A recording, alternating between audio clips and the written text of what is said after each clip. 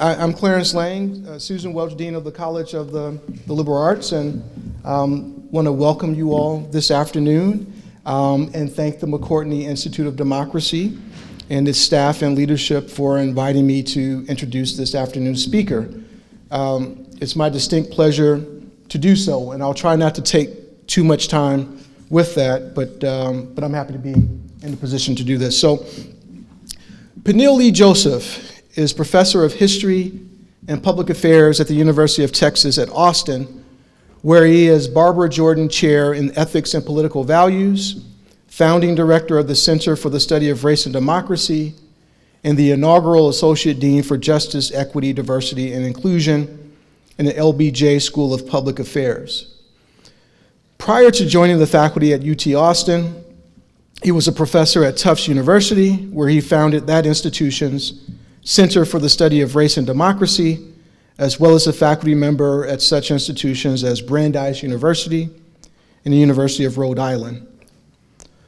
A former fellow of the Ford Foundation, Woodrow Wilson International Center for Scholars, and Harvard University's Hutchins Center for African and African American Research, Professor Joseph earned his BA in Africana Studies and European History from the State University of New York at Stony Brook, and his PhD in American History from Temple University having the distinction of being, I think I'm right about this, is the first university with the first PhD in Africana/Black Studies. So, a pioneer in the interdisciplinary scholarship of Black Power Studies, Professor Joseph is an award-winning author of several books that should be on your list if you've not already read them. Waiting Till the Midnight Hour, A Narrative History of Black Power in America. Dark Days, Bright Nights, From Black Power to Barack Obama. The Sword and the Shield, The Revolutionary Lives of Malcolm X and Martin Luther King Jr. The Third Reconstruction, America's Struggle for Racial Justice in the 21st Century. That will be the focus of Professor Joseph's talk this afternoon, and many of you hopefully have gotten a copy of that as you came in. And Stokely, A Life, which has been described as the definitive biography of organizer Kwame Ture, formerly known as Stokely Carmichael, who successfully popularized the term Black Power, didn't create it, but popularized it in 1966 during the African American freedom struggle of that period.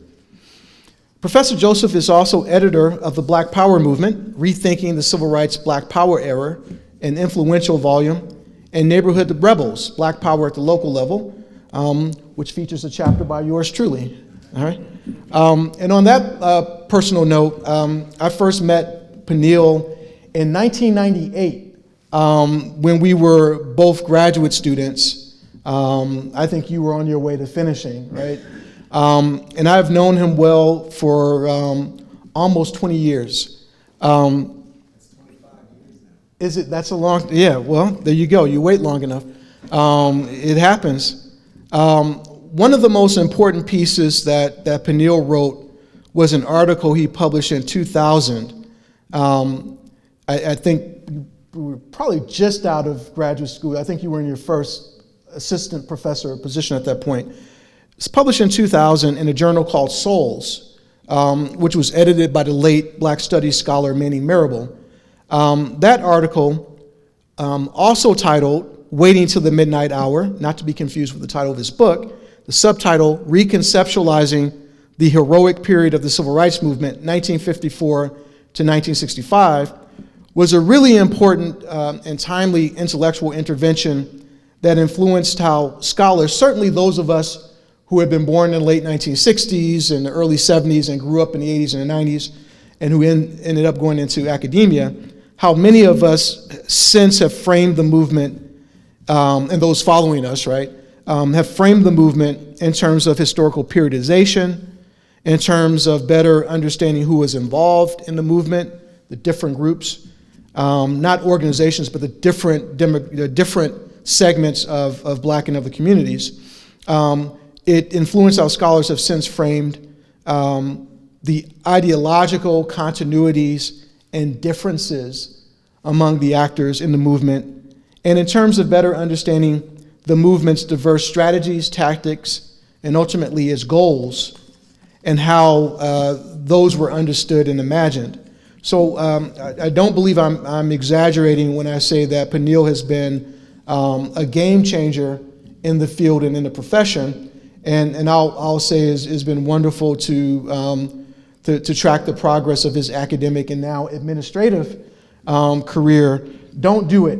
Administration ruins good scholars, so keep doing what you're doing. I'm pleased that we can host him for his first visit to Happy Valley, and I hope that you all will join me in giving him a big welcome to Penn State.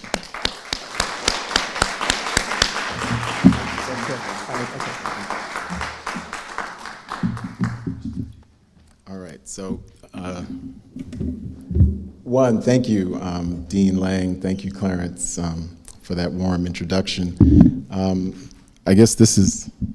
That's for the live stream. Oh, that's for the live stream? So I'll keep that. I was like, why are there two mics here? So first, some housekeeping. I want to thank everyone who helped to organize this talk and this invitation. So thank to Jenna, who's been, driving me around and picking me up. Thank you so much. Thanks to Chris. Thanks to everybody, Dan, whose class I was in, for setting this up. And we did a great podcast earlier today as well. I also want to recognize my friend Gabrielle Foreman, our MacArthur Genius Prize winner, who I've known for 25 years and whose work has really influenced my own, and who's really, a beacon here at Penn State. A couple of things, just some housekeeping things. I'm going to talk about, and at times read from, because there are certain paragraphs I really need to read so you can get the full flavor of what I'm trying to argue here. But this book really, this is my seventh book, and this really comes out of really the context of activism and intellectual ferment from my mother, Jermaine Joseph. And my mother is going through health challenges right now. She's 83 years old. But I was on my first picket line. I'm 50 years old, and I was on my first picket line at the age of 7, on East 92nd Street in New York City. My mom was part of SCIU 1199 at Mount Sinai Hospital. I grew up in a house of where my mom's a feminist. My mom is a historian of Haiti. She's a Haitian immigrant turned American citizen who came here in 1965. Left Haiti as a political dissident and had been detained in Haiti as a pro-democracy activist, has all these stories. And so I come to this work really in a different manner from most people, because I never expected to get a PhD. I never expected to be an academic. I never expected to write books. I really was interested in justice.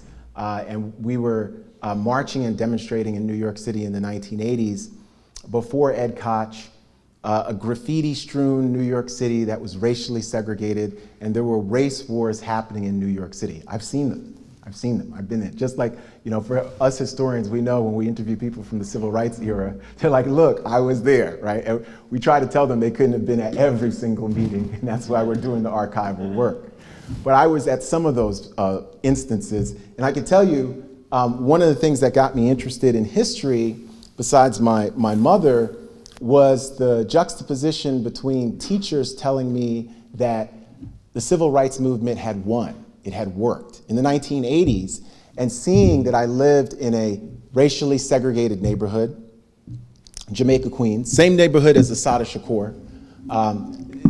Didn't see any white people until I was 14 years old and went to Holy Cross High School. Period, in Jamaica, Queens. Assata Shakur talks about this in her biography. There were no white people in my section of Queens. And I found that odd because I found plenty on television. And so I used to tell my teachers at St. Joe Peniel, this is elementary school, what happened? If Dr. King's dream has been fulfilled, how come the school is racially segregated? And when I look at pictures of the school in the 1950s, it's 100% white. It becomes racially integrated by the late 60s. And by the 70s, white folks vanish. They literally vanished. They had no answers. They had no answers. For somebody who grew up in the household that I did, a household where we celebrated Haiti, we celebrated Black history, we celebrated African history. Mom told us we were African people in our house before I found out that Kwame Ture and Malcolm X did, right? So that's the house I grew up in. I was searching for answers. Fortunately, I also grew up in a house where my mother had a library that included C.L.R. James's The Black Jacobins. I was able to read The Black Jacobins in elementary school. My mother was a stickler for reading. My older brother's an MD. I'm the black sheep of the family because I'm a PhD in American history. But she really inculcated in us not only a love of justice, but a love of knowledge. This is really, really important. So in a way, this book is a love letter to my mother, but it also is dedicated to all the black women who've really struggled to try to rethink and reimagine American democracy over centuries. And I highlight just a few of them, including people like Ida B. Wells and Angela Davis. I highlight contemporary folks like Tamika Mallory and Stacey Abrams. I highlight Audre Lorde here, Kathy Cohen, Ruthie Gilmore, so many others.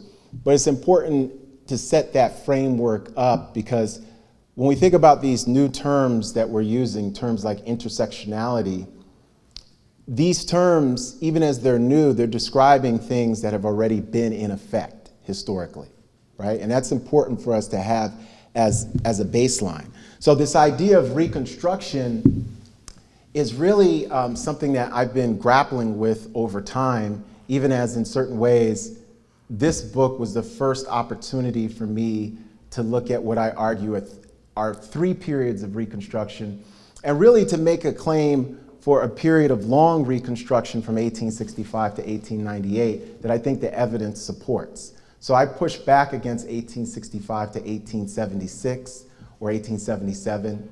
I push back against the idea that just because political Reconstruction fails and troops are taken out of the North, out of the South rather, that there are not these sort of archipelagos of fugitive democracy that are taking place. A lot of times, really being animated by black women and men as co-creators of a new democracy, what Lincoln called at the Gettysburg Address in November of 1863, a new birth of freedom, which I want to discuss as well. So this idea of Reconstruction, I want to give some terms and then sort of dive in. I make the argument that we are living in the midst of a third Reconstruction from 2008 to the present. It hasn't ended. And my four hinge points are the election of Barack Obama in 2008, the rise of BLM 1.0 in 2013, after the murder, yes, murder of Trayvon Martin in 2012, and the acquittal of his murderer. Then the rise of not just Donald Trump, but a Make America Great movement, Great Again movement, that is really a reanimation of the white supremacist authoritarianism that is the Confederate States of America in 2016 that becomes normalized. And then the fourth hinge point is 2020, where we see all these huge juxtapositions amid a global health pandemic after the murder of George Floyd. The response to that murder lets us find out about the murder of Breonna Taylor. And we see the largest uprising in American history, but one that's really global in scope. And during this third Reconstruction, we really see black women and black feminists as really the main articulators of a reimagined democracy. There's going to be dozens and dozens of examples. Probably the most popular example would be Nicole Hannah-Jones and the 1619 Project, but there are many, many more examples. And in a lot of ways, this period of Reconstruction is very, very similar to the earlier periods because we see the striking juxtapositions. Sometimes, erroneously, Americans think about the future as something that progresses in a linear fashion. History does not progress in a linear fashion. We might argue that time does, but history does not. And what I mean by that is that You can have a historical context, and we see this with the Dobbs decision, where 50 years ago, women's reproductive rights were more secure than they are now in reproductive justice, right? So just because you're in the age of the iPhone doesn't mean you're more free or there's more liberation. It means that there's more modern technology, but in some senses, some people are more exploited in our own historical context than they were in the 19th or the early 20th centuries, right? Not everybody. We have to be very specific about this. And yes, other people have made progress. Barack Obama is a great example of how progress at times can be siloed. Barack Obama, Michelle Obama, there's a whole group of black folks who've made huge progress, yet we have more black people incarcerated now than we did at the end of racial slavery, right? So two things can exist simultaneously, and it's important for us to understand that. Now, this idea of Reconstruction, this third Reconstruction, I juxtapose that in this book with the first and the second Reconstructions. So I argue that the first Reconstruction is the period right after racial slavery from 1865 to 1898. And I bookend that with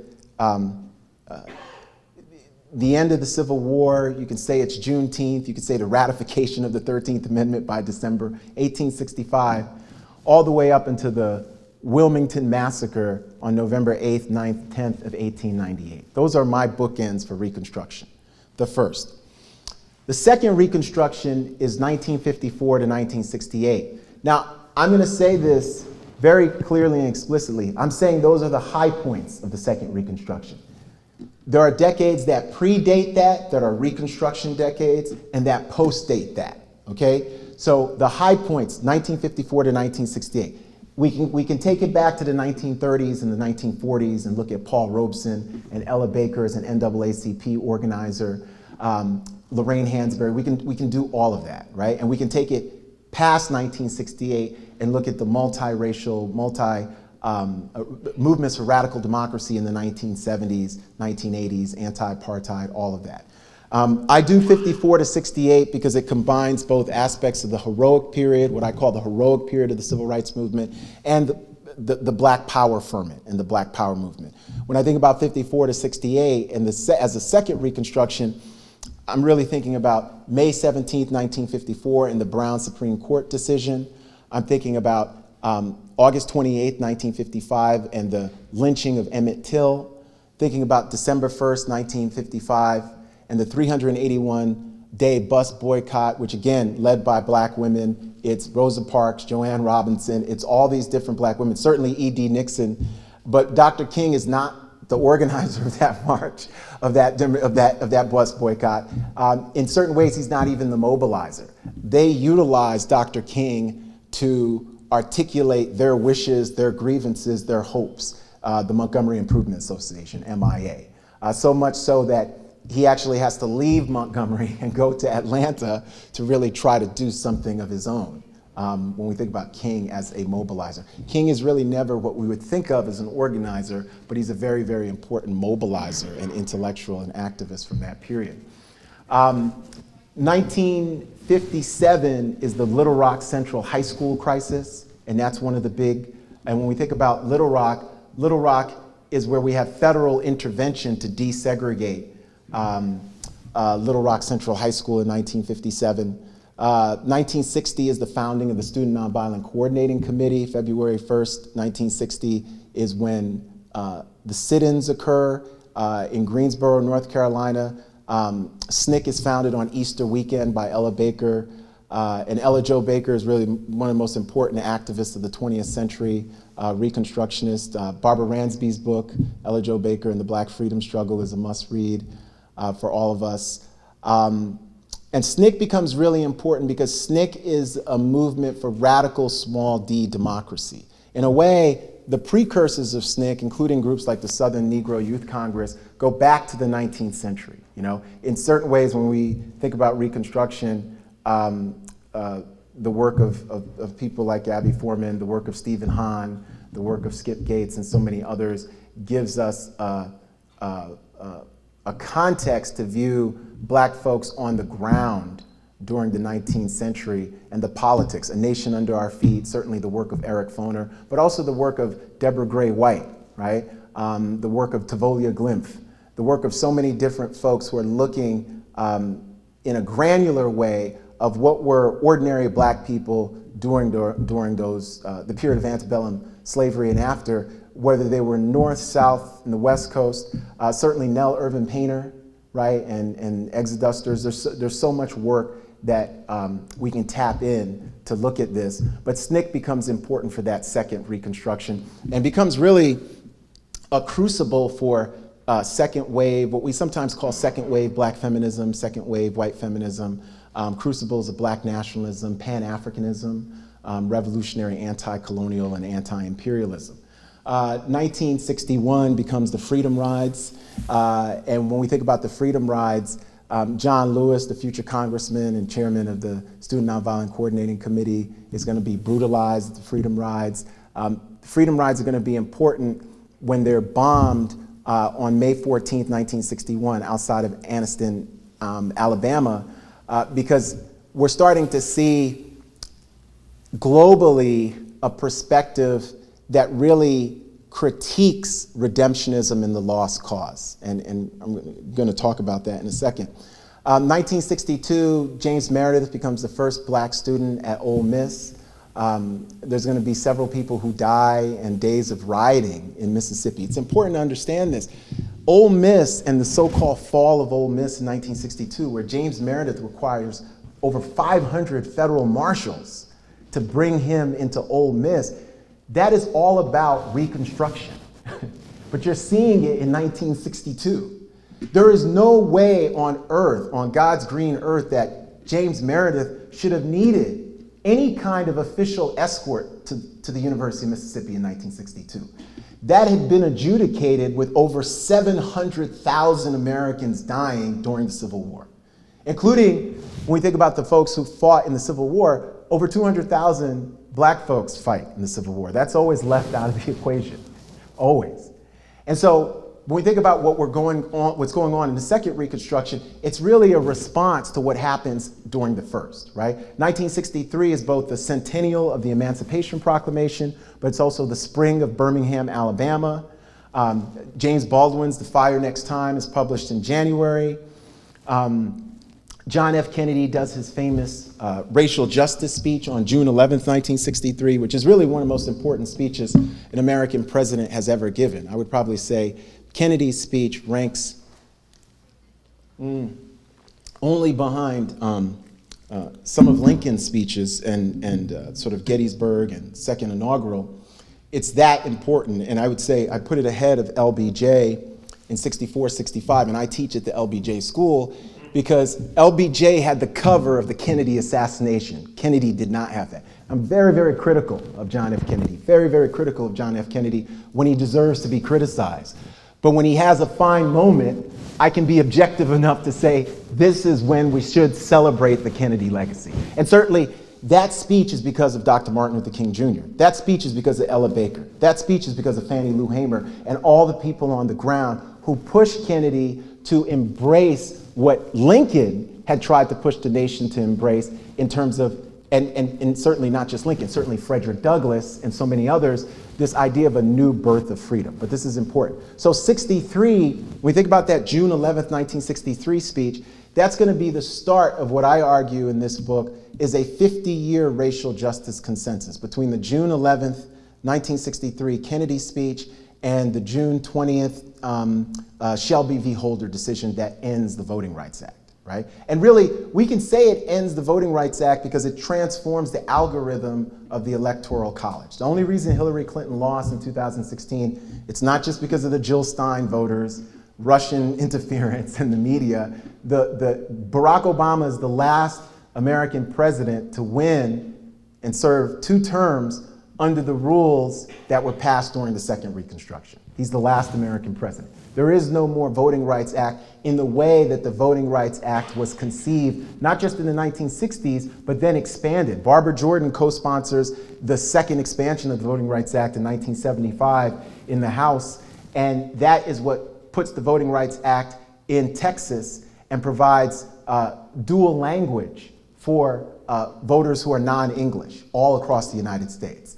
And really, the Voting Rights Act had been extended another 25 years, and John Roberts decided he didn't like the way American democracy was going, so he did this anti-democratic maneuver as the Chief Justice, 5-4, and ended Section 5, the pre-clearance, which allowed voting suppression to just run wild in the United States from then till now. So we're living in our first post-consensus period since that period, which really starts in '63 and continues to 2013. Now, and very quickly, bear with me, I love doing these dates and getting the framing this way. When we think about '63 is also the March on Washington, August 28th, 1963. And that becomes very, very important. King starts that March on Washington speech by saying, now is the time to make real the promise of democracy. And this is very, very important and connected to all three periods of Reconstruction, because at their core, all three periods of Reconstruction are trying to make an argument that racial justice and the struggle for black dignity and citizenship should be the beating heart of American democracy. That's what they're trying to do through three periods of Reconstruction. And the I Have a Dream speech, which we just remember for the end, is really a powerful speech that is talking about repair. It's talking about reparations. It is talking about racial slavery. It has a critique of white supremacy. It does say, King says that the governors in Mississippi and Alabama, their lips are dripping with the words of interposition and nullification. Those of us who are scholars of the Civil War and Reconstruction, we know what interposition and nullification are. This is John Calhoun. These are states' rights. This is white supremacy. This is the lost cause, right? King challenges the whole nation in that speech on August 28th, 1963, right? And we can see him becoming further radicalized as the 60s progress. And I write about King in my previous book, The Sword and the Shield, in that way, and juxtaposing him against Malcolm X. And certainly the 16th Street Baptist church bombing in 1963 shows us a period of progress and backlash simultaneously. So the March on Washington happens August 28th, 1963, and racial terrorists bomb, injure others, but eventually murder 4 black preteen girls, age really 12 to 14, at one of the most elite black churches in Birmingham. It's the same church that Condoleezza Rice's family went to, right? And so we could see these patterns of backlash and progress even during the Second Reconstruction as well. 1964 is Freedom Summer and the passage of the Civil Rights Act, July 2nd, 1964. The murders of Schwerner, Cheney, and Goodman. Their bodies are found in an earthen dam August 8th, 1964. While Mississippi officials are looking for their bodies, they turn up heads and torsos of 8 other black victims, right? And again, this is really important for us to get that even during times where there's massive legislation, we are seeing the kind of racial violence that really starts to get ignited in the aftermath of the Civil War during Reconstruction continue during the Second Reconstruction. 1965 is both Selma and the Selma to Montgomery March, Bloody Sunday, LBJ's We Shall Overcome speech to a joint session of Congress on March 15th, and then Dr. King's March 21st to March 25th, Selma to Montgomery protest and demonstration.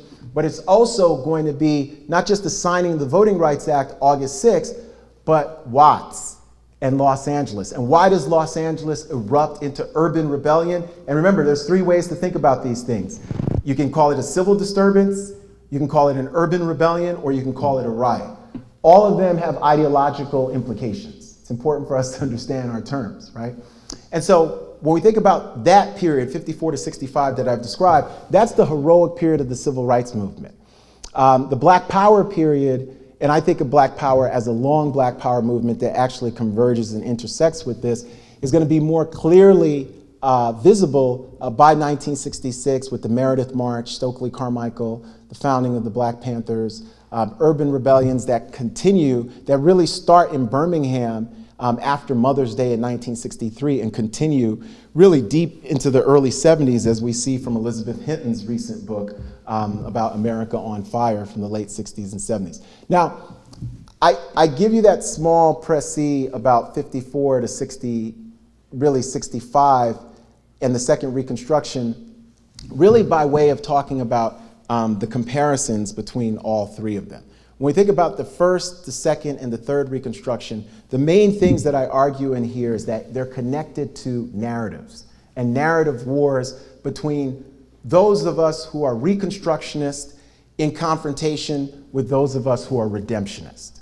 So when we think about American history, the policy debates, Penn State, anti-racism, anti-wokeism, anti-CRT, the 1619 Project, all of this is connected to how do we view history and what are the stories we are telling ourselves. Reconstructionists are supporters of multiracial democracy, and I'm going to start reading a little bit because I want to get into a deeper, thicker description of what I mean by Reconstructionists. And one person who's not alive who I want to give a big shout out to inspirationally is W.E.B. Du Bois.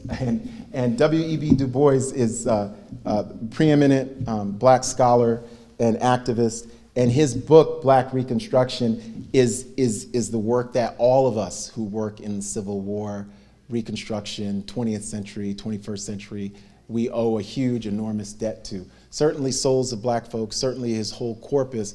But that book, Black Reconstruction, 700 pages, first published in 1934, is unbelievably important because that's the book that pushed back against the Dunning School of History and the Lost Cause School of History that really portrayed Reconstruction as this negative attack on white Southerners that allowed black men to sexually assault white women, that justified the lynching of black people, that justified racial segregation, that justified racial terror, and justified the economic redistribution that is also at the core of the redemptionist project. At the core of it, it's always about economic redistribution away from black people towards white elites. That is part of the Reconstruction, part of the redemptionist legacy that we should be aware of. Okay, Reconstructionists fervently believed in a vision of multiracial democracy. W.E.B. Du Bois coined the term abolition democracy to describe what seemed to promise a second American founding, one where black political, economic, and cultural power would give new meaning to citizenship, liberty, freedom, and democracy. The left wing of the first Reconstruction era's political spectrum, sometimes called radical Republicans, believed in social equality as well as political rights. They sought economic reparations through the redistribution of land in hopes that this, alongside black men's suffrage, would provide a foundation for black political power. Of course, folks like Frederick Douglass and so many other black women as well wanted suffrage for women as well. They didn't have the votes to get that. People made the argument, they pleaded. Martha Jones's brilliant book on black women and voting, Vanguard, takes a longer view on this. But when we think about it, there were folks who wanted women, black women, as well as white women, to have the franchise. Black leaders such as the fugitive slave turned abolitionist journalist Frederick Douglass sufficiently impressed Abraham Lincoln that the president came to believe that the most intelligent African Americans deserve voting rights. But Lincoln and other moderate Republicans had initially hesitated on the matter of voting rights for black people. Lincoln agonized over whether black people could ever be fully integrated, both racially and otherwise, into the American political family. Slavery and the anti-black racism it created indeed planted seeds of bipartisan doubt about the moral and political worthiness of black people for full and unfettered citizenship, despite the fact that 200,000 blacks had fought for the Union in the Civil War. And this is important because even during that first period of Reconstruction, not all Republicans were unified around this idea of black citizenship and dignity. Not all of them believed in it politically, believed in it morally, believed in it legislatively and legally, right? And through all three periods of Reconstruction, black folks have never had a political party that has unanimity around this idea of citizenship and dignity. Never, up until this day. Black women played a central role in designing a progressive vision of Reconstruction politics, often more far-reaching than what could be imagined by black and white radical Republicans, identifying racial, gender, and economic justice as keys to abolition democracy. And this idea of abolition democracy is important. It's a phrase coined by Du Bois, but certainly when we think about, and now, Angela Davis and so many others, Mariam Kaba, people talk about abolition and policing and punishment. Matt Desmond has the book talking about abolition and poverty. What Du Bois meant by abolition democracy was this idea of not just eradicating systems of punishment, but really promoting democratic systems that allowed human beings, all of us, to flourish, right? And so, in a way, when we think about abolition democracy, it forces us to confront why are there structures of inequality embedded into our institutions? Why are there structures of oppression embedded into our institutions? And we're talking about institutions that are educational, our healthcare institutions, our economic institutions. And Du Bois pushes us to imagine a world not only free of racial slavery, but free of slavery's afterlife and the convict lease system, free of black codes, free of systems that try to punish us and marginalize and scapegoat some of us for the flourishing of others, right? And so when we think about this idea of abolition and black women and abolition democracy, very, very important. Ida B. Wells, a journalist and anti-lynching crusader, emerged as one of the nation's most ardent Reconstructionists, helping to advance black power by organizing political clubs and educational networks and creating civic spaces that viewed women as equal partners on the road to freedom. She and others imagined a black freedom struggle that would transform America's democratic experiment and that would be expansive enough to recognize black women's personal humanity and political genius. They broke the mold by recognizing that unless and until all black lives mattered, none would. And they combined theory with action, with black women pursuing their activism in domestic labor, education, and healthcare, as well as other fields. Black women's vision of citizenship enlarged the scope of the nation's democratic imagination, opening up political vistas that would be claimed by subsequent generations as a birthright.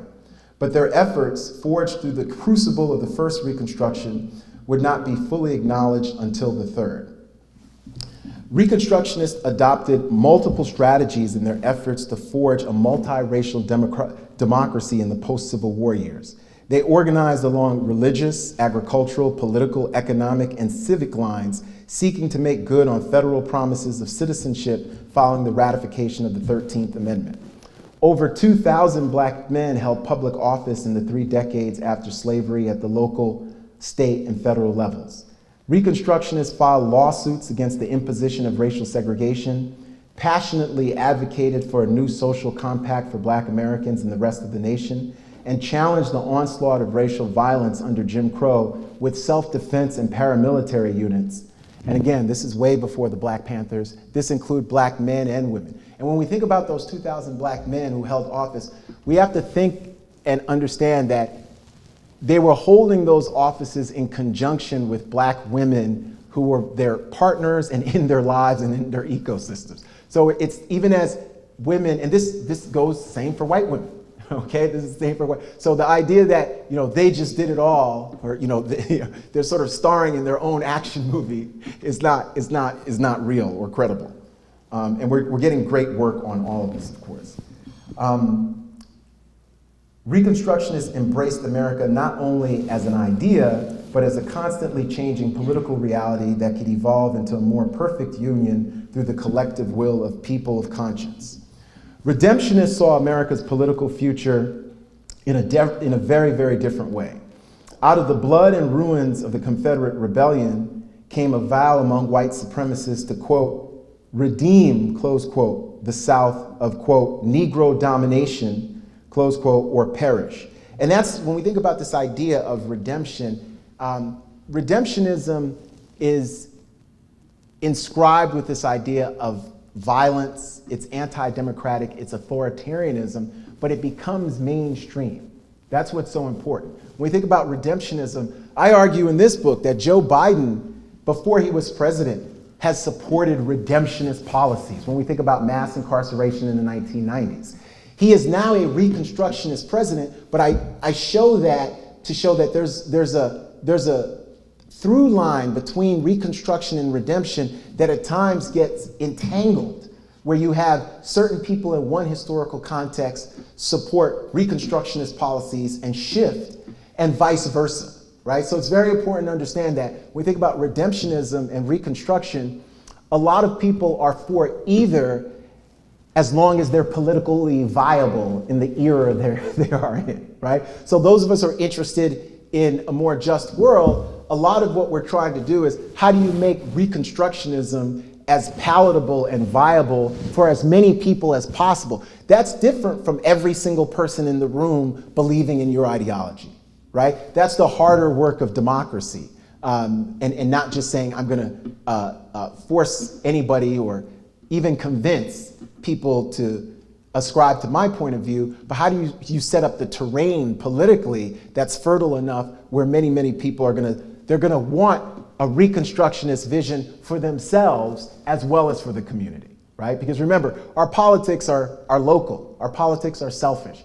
There might be the angels in this room who are saying, no, I do all my things politically for other people. Most people don't work that way. They're really thinking about how is this going to affect me, my children, my spouse or significant other, my parents, grandparents, right? And if we can convince them, I would argue that a Reconstructionist vision is more in their favor. I think more people will go for that.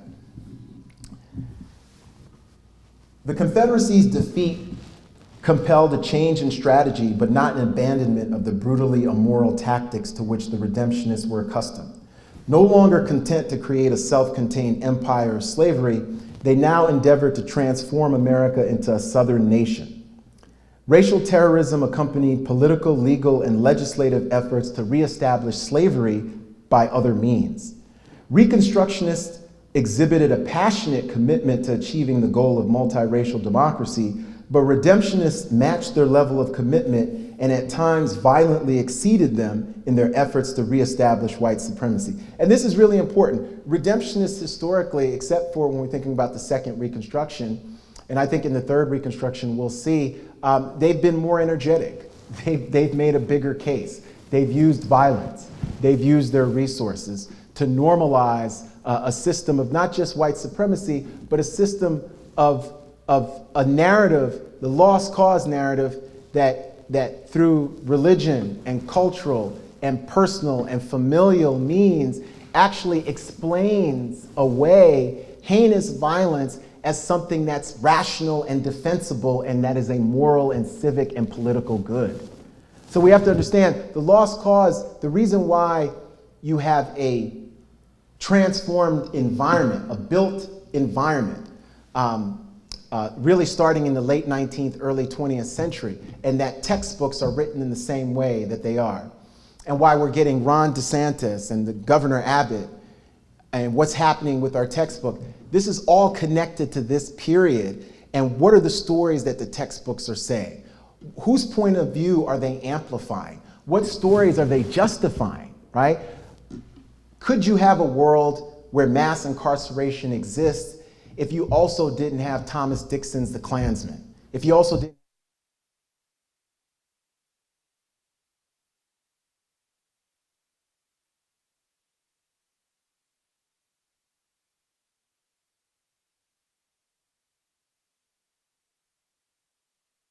abolition democracy?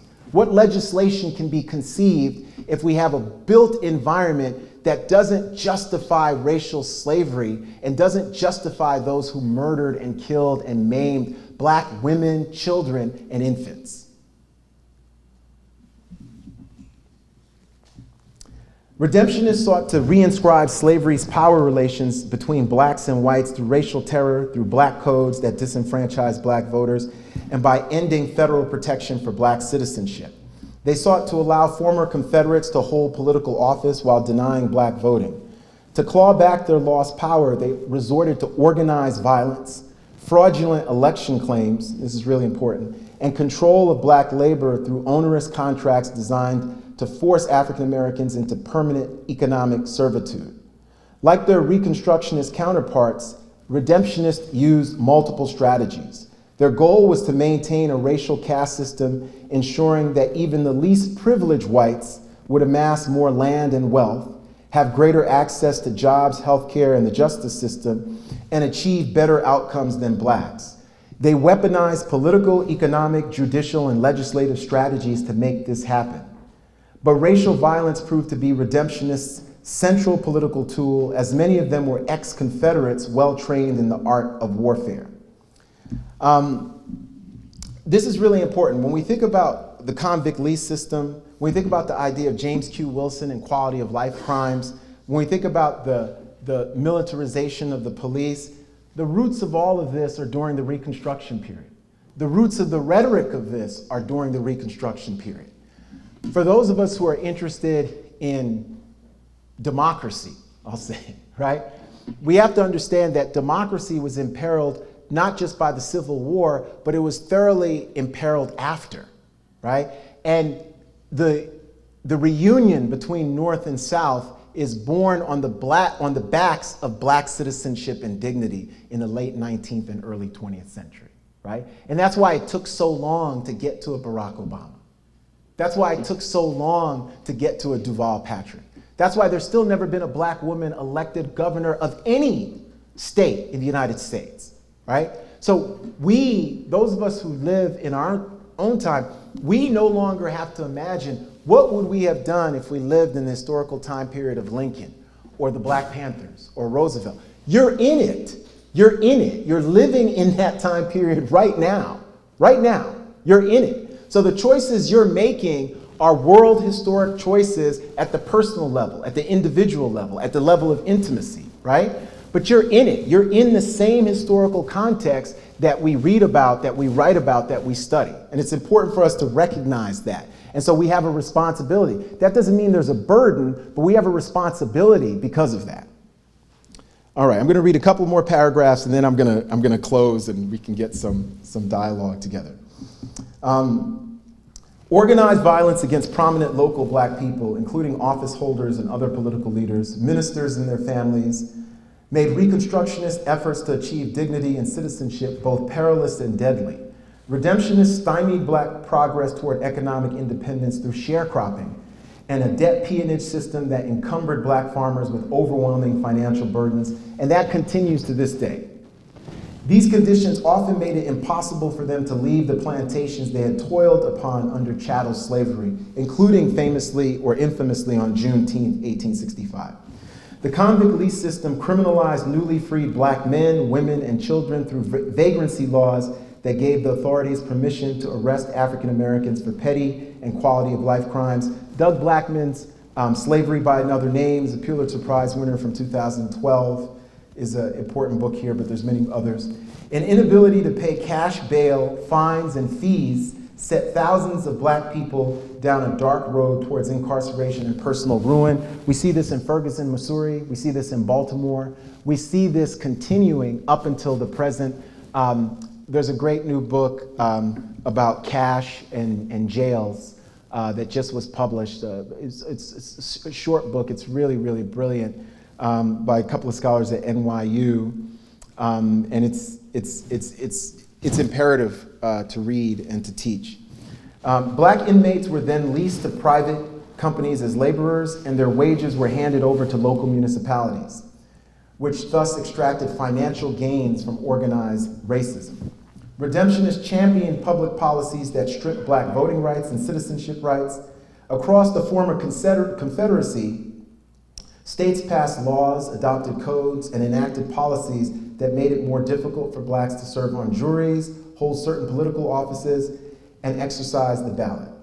In certain cases, they were barred completely from engaging in these activities.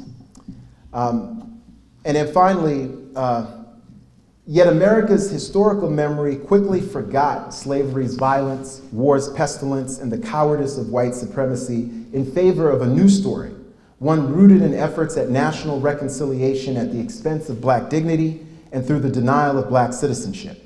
On May 1st, 1865, in Charleston, South Carolina, black Americans organized the first Memorial Day, then called Decoration Day, to honor the 257 Union soldiers buried in unmarked graves inside a former horse racing track turned Confederate prison. Thousands of black men, women, and children engaged that day in rituals of memorialization for those who had sacrificed their lives to bring about a new birth of American freedom. By the end of the 19th century, Memorial Day parades, celebrations, and commemorations were being held in virtually every part of the nation. Yet the meaning behind these celebrations turned the catastrophe of war fought over slavery into an altar of national unity, with the Union and Confederate veterans alike proclaiming the war as an unfortunate misunderstanding where both sides fought honorably. If racial slavery had produced the chasm of war, it would take the stripping of black citizenship to broker a new national peace. So when we think about this idea of Reconstruction, it's important for us to understand what are the stakes of this idea of Reconstruction. Reconstructionists and supporters of multiracial democracy, if we tell ourselves that narrative, state by state and nationally, we come up with different outcomes. We come up with different debates. We may not all agree on what the best course of action is, but our menu of options is altered dramatically. If we come up with a redemptionist vision and perspective on our current political troubles, what we do is, and we can see this, I'm thinking about Florida, I'm thinking about Texas, the attack on our systems of education, the attack on voting rights.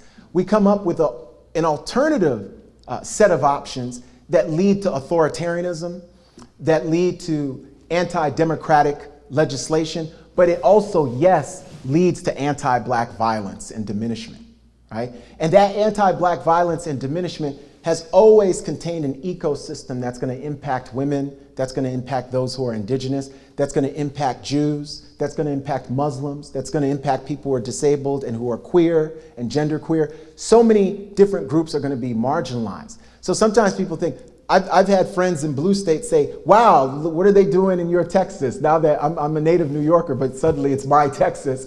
Now that I'm in Texas, what are they doing? I said, don't worry, they're coming for you too. They're coming for you too. There's no place that is safe. Slavery wasn't just abolished in one state or two states.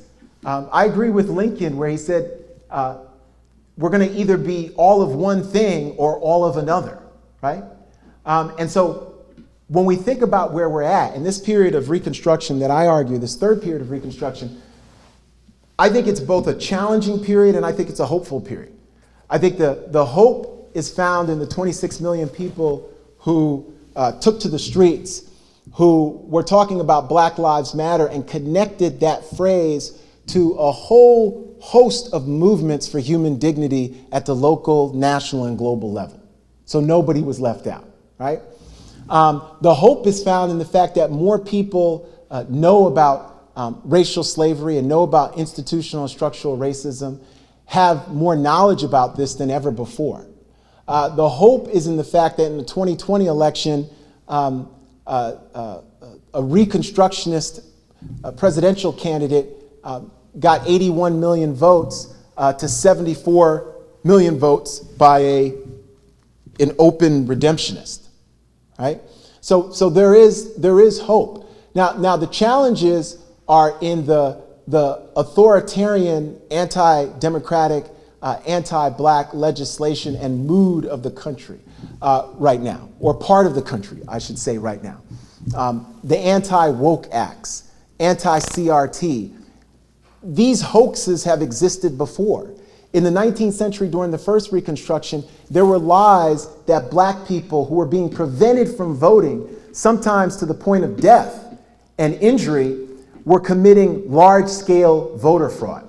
That was untrue, but that lie was a successful lie. Trump's big lie is not the first big lie.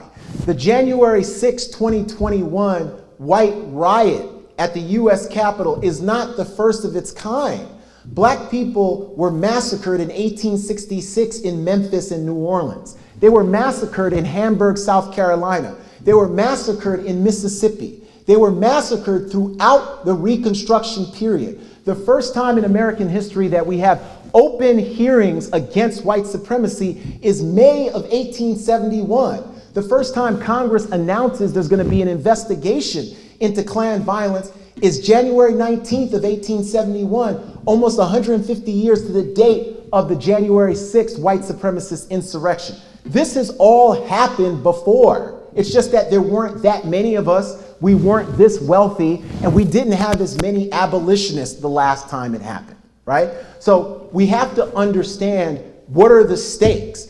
People think about history almost like they're watching a television show or a movie, right? And they're on Twitter and they're tweeting about this and they're distracted, but this is real. This is actually real. And if people think that a President DeSantis, a new President Trump would not abrogate their civil liberties, would not declare themselves winners of re-election campaigns by fiat, would not misuse the military or misuse federal law enforcement, we've had it happen in the past, right? It's more dangerous now because the country has more political and economic and military power now than it did in the 19th century, right? So this is a time of great challenges. It's a time of great hope. But what we have to understand, those of us who are committed to small d democracy, is that you cannot have a thriving American democracy until and unless you have racial justice, which is, yes, connected to all these other groups. When I'm thinking about justice and racial justice, I'm thinking intersectionally. Until and unless racial justice becomes the beating heart of an expansive and radically inclusive American democracy. Thank you. So now questions and answers. Questions? Yeah. Yeah. Yes. Thank you. Marvelous talk. And first of all, I think my question is just intriguing to think of the political DNA of Joe Biden on race matters. Yeah. It's surprising a kind of weird blend of Andrew Jackson and Jackson. It kind of shows, I think, the fluidity of the pressures and the racial climate that continue in this time. Regarding reconstructions and redemptions in our past, it seems to me that first reconstruction, we do that through the process. A lot of trouble that we have with the reconstruction saw the promotion of the federal government as the potential of vital agent for black citizenship, and it was kind of a social democratic dispensation. The radical Republicans redistribution, the great society at its most left. And in each case, that kind of push, well, not simply coming to a thought, but welling up in the grassroots. I think what Crystal Sanders is working on Head Start. Yes. As not simply a handiwork of Washington, but very much the project of activists, grassroots. And then the first two redemptions see the demonization of national government, laced with violence, but the demonization of national government as a vehicle for interracial democracy, and again, the most radical social democratic outlook. And thinking about the third Reconstruction, I'm just, is that really comes across in your talk and your book? Is that not once again a powerful part of the dynamic? Yeah. The promotion of and the reaction to vision of interracial democracy as an art reconstruction.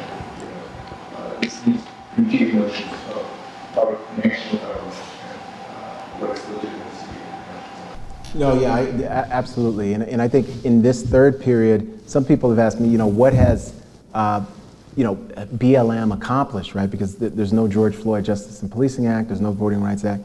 And what I push back on and say is that without the movement for Black Lives and the ferment of that movement of 2020, there would be no Joe Biden and Kamala Harris administration. So every single bill that the administration has done, every single executive order, the pandemic relief that did put millions of children above the poverty line for the first time, right? The continuation of that.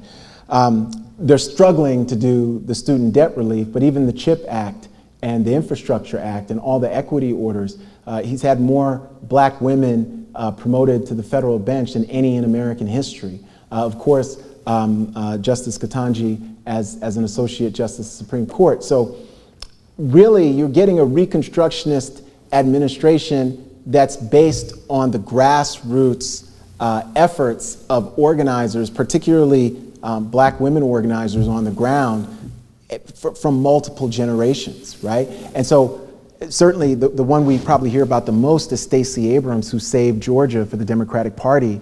And without her and the work of so many others, there would have been no legislation passed in 2021 and 2022, right? And so I do think that the federal government is the linchpin here. And I think what's very frightening for those of us who believe in democracy is Trump was a proof of concept. DeSantis, now backed by a Supreme Court that's been illegally packed because of Mitch McConnell, but also because of the Democratic Party's dithering too and refusal to be bold. And like I said, historically, whether it's Republicans or Democrats who are the Reconstructionist Party, the Reconstructionist Party is always a coalition party that has problems because it doesn't, in a uniform way, believe in black citizenship and dignity, the coalition party. And that's including on its left, right, center. So the reason why black folks disrupted Bernie Sanders' events in 2016 is because Bernie Sanders is a socialist, but Bernie Sanders was not, irrespective of what he says about I marched with King, was not this anti-racist activist, was not this intersectional candidate, not at all. I mean, he's the candidate of a certain kind of white left male patriarchal politics. It's not, I would argue, what we need, but certainly it attracted a lot of people in Democratic primaries. So when we think about that uniformity, that lack of uniformity, that impacts groups of people. In Third Reconstruction, I critique Barack Obama and the fact that Barack Obama, until 2015, never mentioned the word mass incarceration. He never met with prison abolitionists until 2014 in the wake of Ferguson. The attorney generals did good work at the federal level, but he was too laissez-faire about the radical work that needed to be done to preserve democracy. And so he told the young activists who were there, Brittany Packnett and others in the Oval Office, that the United States is an ocean liner that you can't just turn at the drop of a hat. And they were telling him that they had just been tear gassed in Ferguson. So one of the things I write about is that when the irony of that meeting is that when Obama and those activists leave that meeting, they meet for an hour in December of 2014, and then there's going to be more uprisings, Ferguson and again, and then Baltimore and all that, is that he couldn't have imagined that the successor to his presidency would be Donald J. Trump.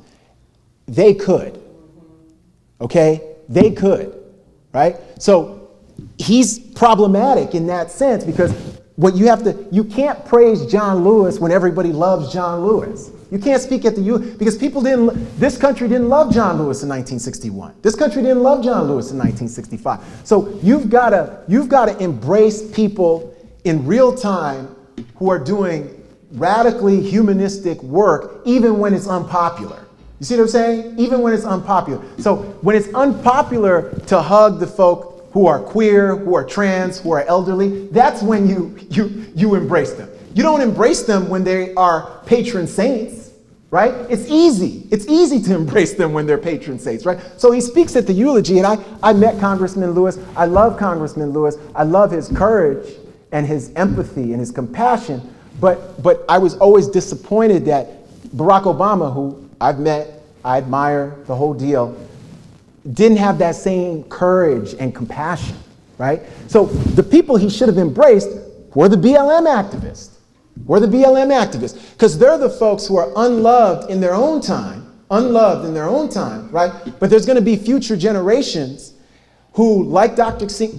King said in '63 in Letter from Birmingham Jail, when he's writing from a jail cell in Birmingham, he's talking about the young people who are being arrested in Birmingham.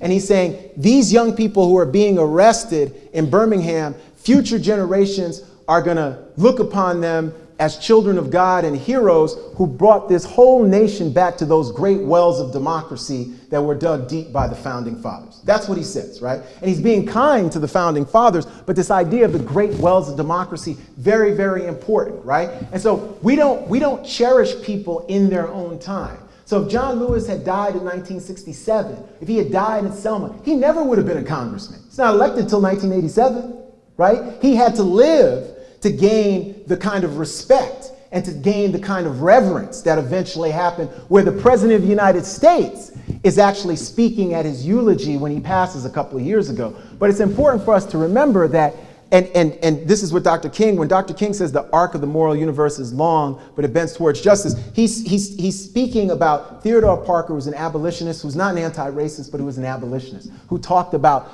the moral universe, and that we lived and we had this moral universe, right? Whether you were religious or not, there was a moral universe. There was right, there was wrong, right? What King is pushing us towards is the courage to speak truth to power, especially when it's unpopular, right? And so when we think about Obama and this idea of black citizenship and dignity, we can't give anybody a pass, even if we say, oh, we like them, we admire them. You have to say, is this person for that, for all of us? Not for people who went to the Ivy League school, not for people who can afford Martha's Vineyard or Sag Harbor, for all of us. And that's why when people said all Black Lives Matter, I'm right there with them. So there's no group of black people or people who I'm opposed to. I'm not opposed to queer folks or trans folks or disabled folks or anybody. That's why people said that term. Because we know there are folks who are opposed to their very existence. And that's why people use those terms. So the term Black Lives Matter is not some interrogation against white folks.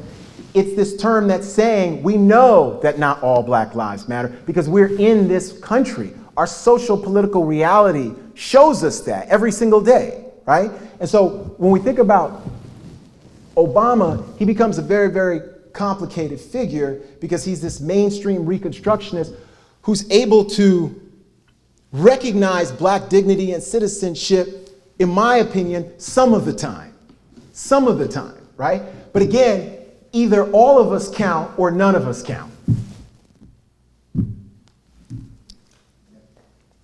So another question, or are we good?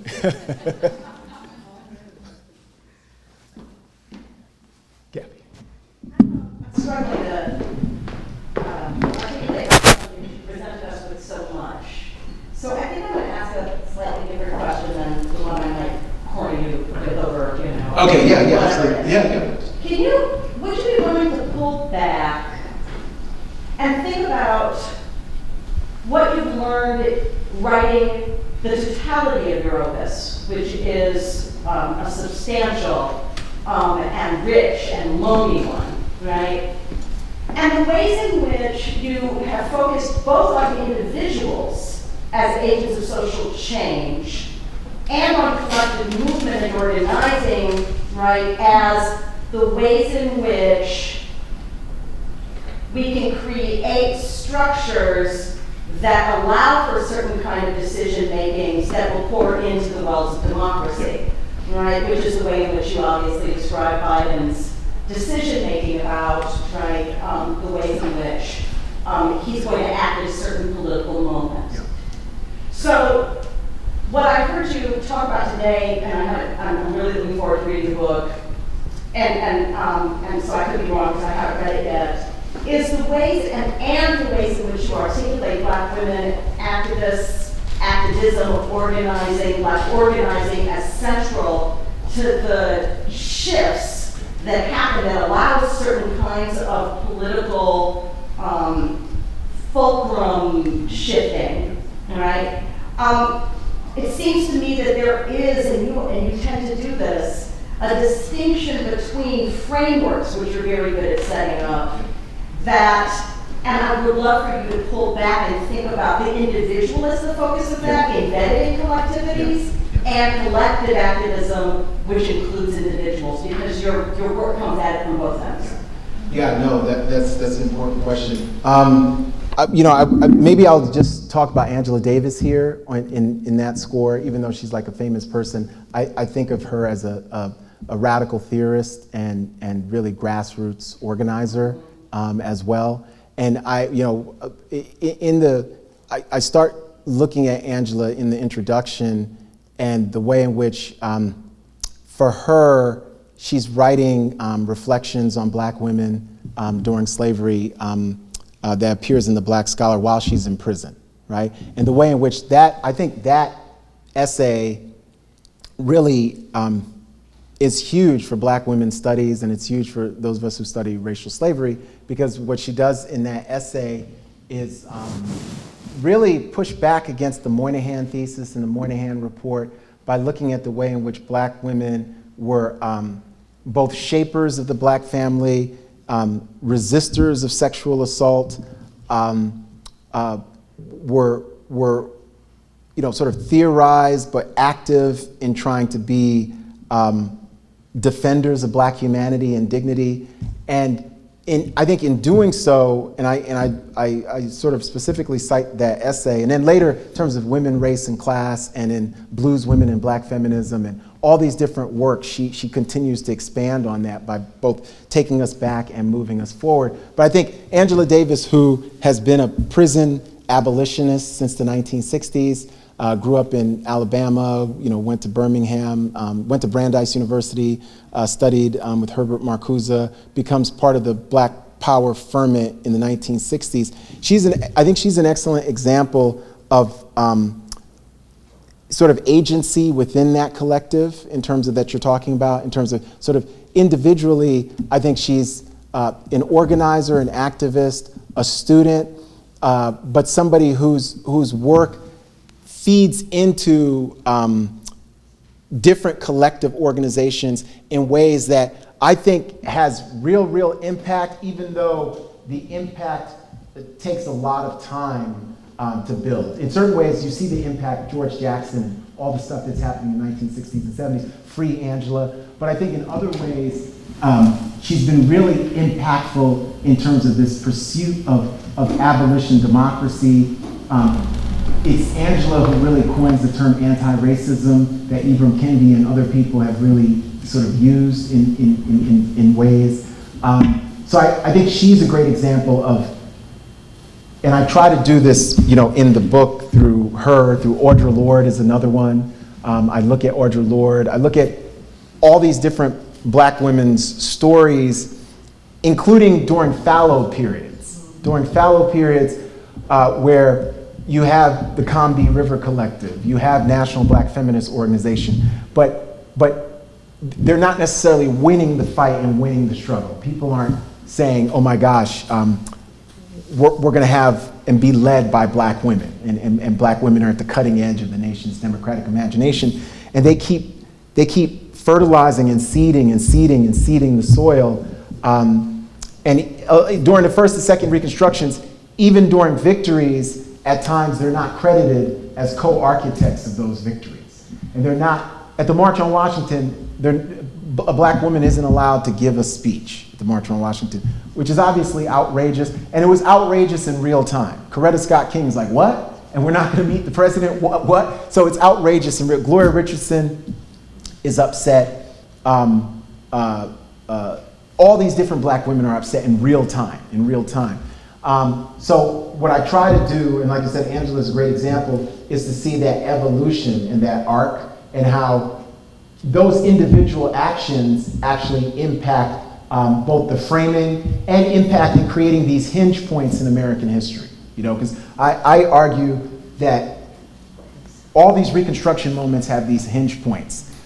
And what I try to do through here, and another example is Ida B. Wells. You know, I critique Du Bois. You know, Ida B. Wells should be, you know, sort of a co-partner with him, and he's, you know, he's scared. You know, and he's you know, holding on to sort of these patriarchal prerogatives, and he precludes her from, in certain ways, having access to the NAACP and probably having a different stature in real time that she should have been accorded. Yet now we look at the data that Ida B. Wells, you know, it's not just read record. She's a social scientist. She's a criminal justice reformer. She's somebody who anticipates mass incarceration. She anticipates all the spectacles that we're seeing on YouTube and seeing George Floyd over and over again. She does it in her writings and stuff. And this is Ida B. Wells from Mississippi, and then Memphis, and then New York and Chicago. And so, yeah, I think you're right. I mean, I think, and I try to do it in here where I really try to place the individuals, and individuals in multiple ways. The grassroots folks, the folks who are bridge builders, some of them are nonprofit leaders, some of them become elected officials. It's a whole milieu, right? And what's interesting is I think that Black women, including, you know, I cite and get into some of the work that Beth Ritchie's and others have done about Black women and domestic violence, and how that is connected to anti-poverty work, and it's connected to anti-mass incarceration work, and it's connected to civic democracy work, right? But you start with this domestic violence issue that's impacting Black women, and how that has fed into the movement, and that Black women coined as well, reproductive justice, right? The reproductive justice movement by the 1990s, which continues even right now into Dobbs, because the people most impacted by Dobbs disproportionately are Black women and women of color, right? So yes, and I try to do that here in this. Yeah. Yeah. Yes. Your comments about Barack Obama not being able to see forward to Donald Trump possibly being, or someone like Donald Trump. I recall back in the 20s when Donald Trump was the candidate, talking with people, some in this room even, that well, there's no way he will be successful. Again, it was a blindness of sorts. So there's this repeating of actions or of events, or not needing new actions. We're in the cycle, and the fact that your book is the third of the cycles, and maybe we're jumping ahead to your final chapter. How do we get to a point where there's not a fourth Reconstruction, and we actually move in a progressive manner? No, absolutely. You know, I think, you know, one of the things I think we have to do is collectively share our stories and share the stories of these periods of Reconstruction and how we fit into it. And we really all fit into these stories. White, Black, you know, Asian, Latinx, you know, queer folks, just we really do fit into these stories, both during those times and now. So I think one of the things we have to do is that, and I think that's why, like, the educational fronts, the educational struggle is a big front, and to try to prevent and roll back. There's 37 states that have either passed or are considering, you know, anti-CRT, anti-woke legislation. That's 37 out of 50. So a lot of blue state people are in there too. And you know, I think what we have in our favor going for us in terms of to not have a fourth, which is different from the first, different from the second, is that the first Reconstruction ends with redemptionists winning the narrative war. And that's why you really have, you know, basically a 7-decade period of you know, authoritarianism. I don't, you know, whatever you want to call it, but certainly it's not small d democracy throughout the United States. Certainly the South's version is very specific in particular, but the North and the West Coast have their own versions of this too, right?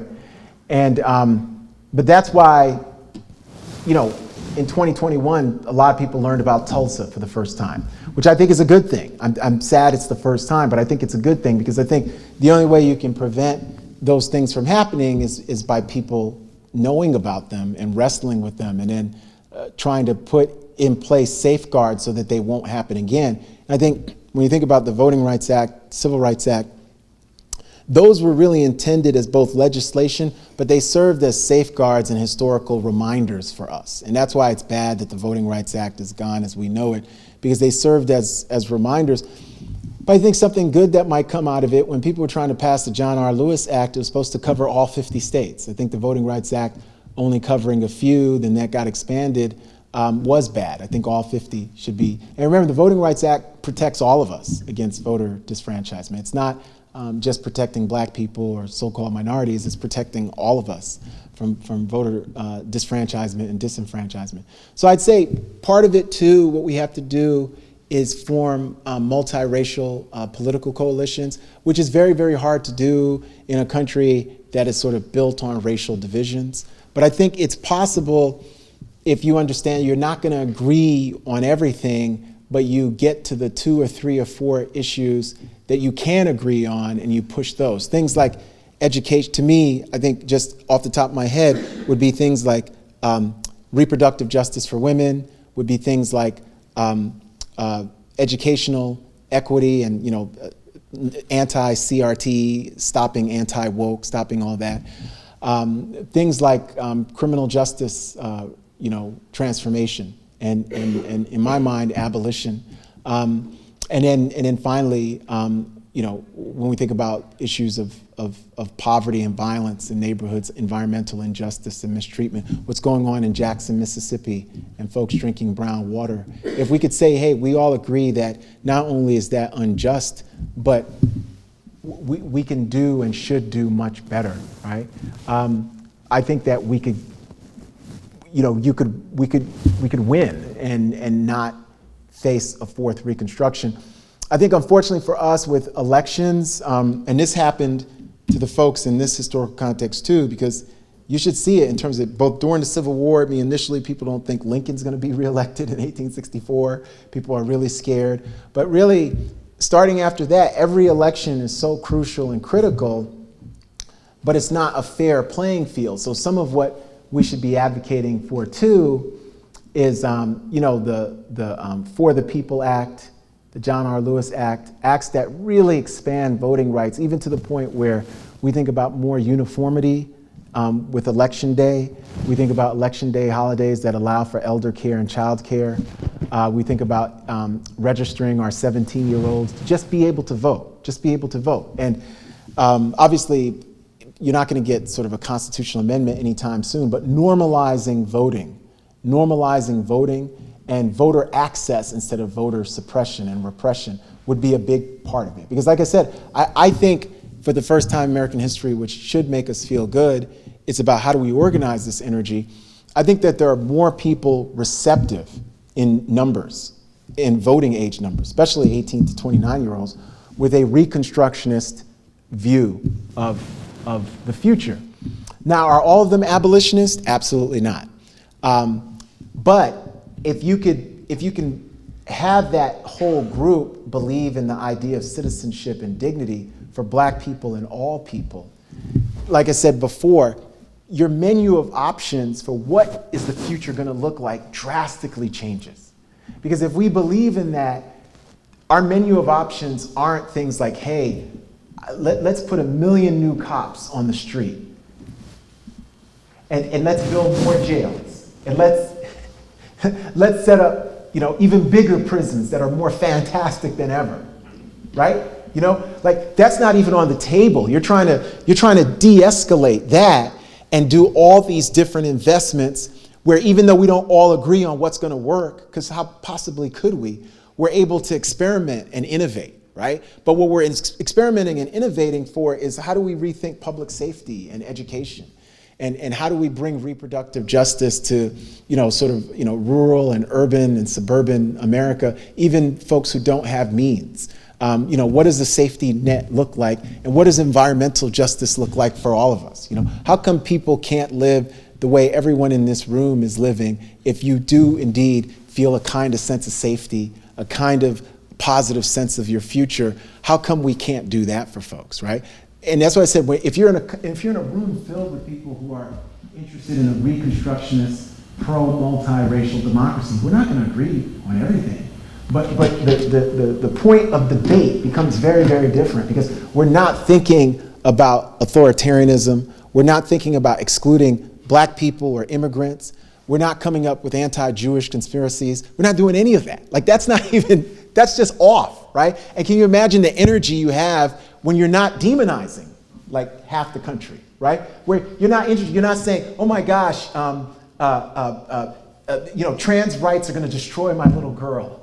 Because I just saw this, but Bill O'Reilly or Tucker Carlson or somebody just told me this. You know what I mean? And you're not thinking that, CRT is the worst thing that ever happened. Not climate change, but CRT. Climate change is a hoax, and CRT is, so if we can get to that point, I do think numbers-wise, those people are out there. It becomes doing the hard work, the political work, the educational work of galvanizing and building those cross and multi-generational coalitions. And data-wise, 18 to 29-year-olds who are about to be the biggest voting bloc by 2028 are absolutely receptive. They're in the midterms, they're the only ones who voted over 50% for the Democratic Party, which is the imperfect, flawed Reconstructionist party. It's just like all the previous Reconstructionist parties. It does not have an unassailable belief in black dignity and citizenship. It doesn't. It still has fights about that. Yeah. Please join me in thank you.